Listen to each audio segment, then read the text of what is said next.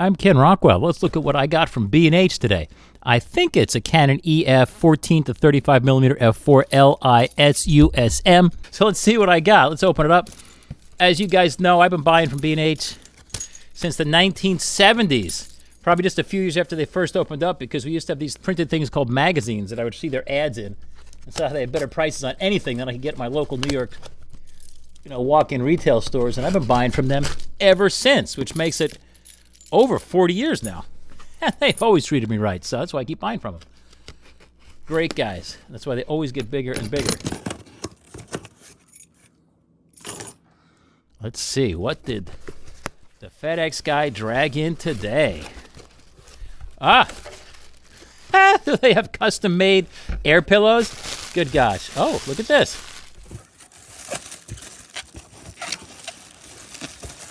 What do I got? I think, hey, I may have guessed correctly.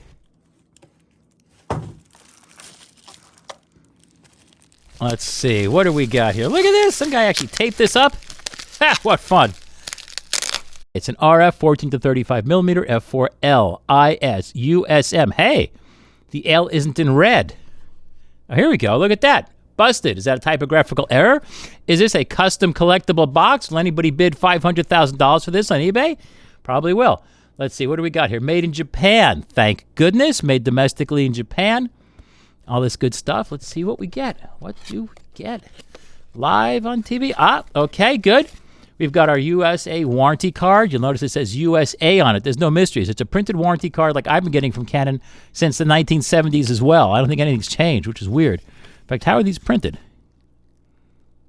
It doesn't look like dot matrix. It just looks like it's lasered. But anyway, the key is it's got to say Canon USA Inc. Otherwise, you don't have a USA warranty. We've got one of these. Am I even going to open this? It's an LP1219. LP1219, we've seen these before. We know what those are. We've got a generic 27 language instruction sheet. I won't open that up. What I learned is, when I got my 100mm macro RF lens and there wasn't really very detailed instructions in the box and it never covered how to use the SA control, what I learned is Canon realizes with firmware updates, this stuff changes all the time now in terms of what the lens can do. So they actually post these manuals online so you can always get the most recent version for the most recent software.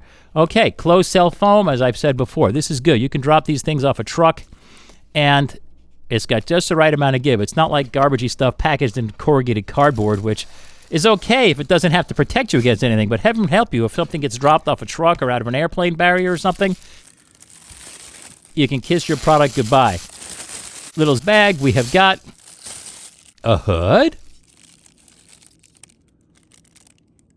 an EW83P, made in Japan. I love it. Oh, this is nice. It's got a locking pawl here. Can you see this on TV? Yeah, that means when you lock this on, it's not coming off until you hold this down and then rotate it.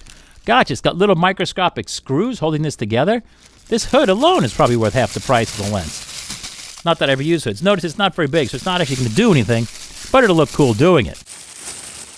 Here's our lens. It feels relatively undense, lightweight. Serial number had better match what's on my card. You can see that. You can check that. Made in Japan, thank goodness, but we kind of already knew that. It's a nice lens. It feels like it's all plastic on the outside. Again, my full review will be posted at kenrockwell.com with everything about this lens in exquisite detail. Obviously, it just arrived, so I don't know anything more about it than you do at this stage. Excellent. It's got autofocus, manual focus switches, thank goodness, and a stabilizer switch. And this is you can't see this on TV, but the striations here are such that it has a lot of grip on my finger, so I didn't even have to push very hard, and it's got a good grip. Thank goodness. It zooms very smoothly. It's a pumper zoom. Ooh.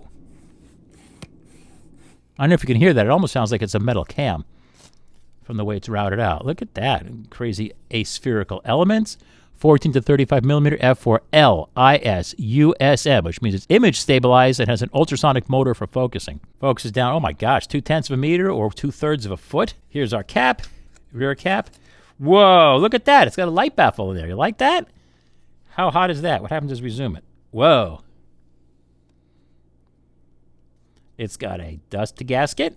It's got a bunch of things. Again, isn't it nice to have a product actually made in Japan from a Japanese camera company for a change and not the rubbish that we get from other brands that comes from God knows where? Anyway, this is great. We've also got this extra clicking ring. You can set that in your camera to either be the aperture or the ISO or exposure compensation are usually some of the adjustments. Focus ring, zoom ring. This is beautiful. This will probably become the standard lens I recommend the most for use with the R series of cameras because it covers a wider range than the 15 to 35. I don't care about the extra stop between 2.8 and f4, but I do care about the smaller size and weight, and also it goes a little wider, but honestly, it's just about the size and weight at this stage. 14 to 35, 15 to 35 are pretty close, although 14 and 15 aren't that close, but they're not that far away. Anyway, that's it. Thanks again for watching KenRockwell.com here on KenRockwell.tv. I'll see you on the next video.